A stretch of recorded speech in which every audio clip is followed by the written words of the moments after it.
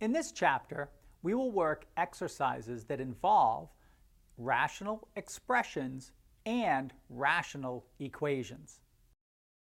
List all the numbers for which the expression is undefined. 2 minus x all over 5x.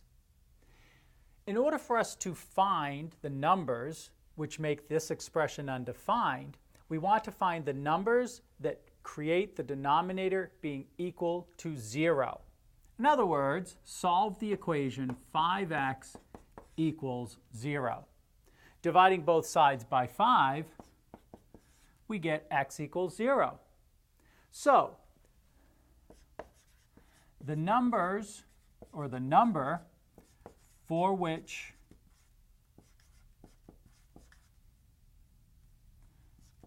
the expression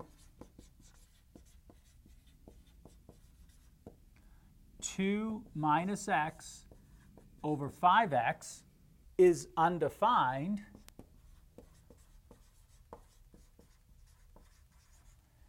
is x equals 0.